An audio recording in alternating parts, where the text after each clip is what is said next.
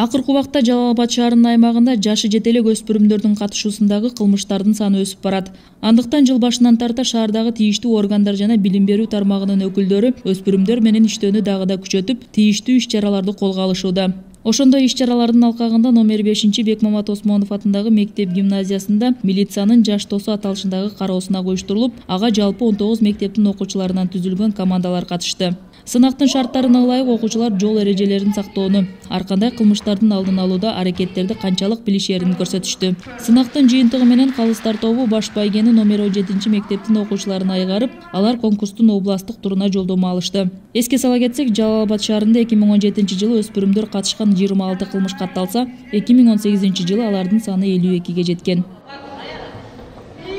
Биздин окуучулар ата мекенди сүйүүгө, кылмыштуулукка, аракетчилик боюнча ушул коомдун арасында жок кылуу максатында милицияларга жакындан жардам берүү үчүн ушул конкурска катышып жаткан мезгилибиз.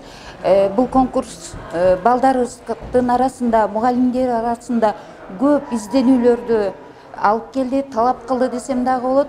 Жаш жетилдеги өспүрүмдөргө милициянын арасында келишимдей бири-бирибизге жардам беришип, иштешүү максатында жүргүзүлгөн.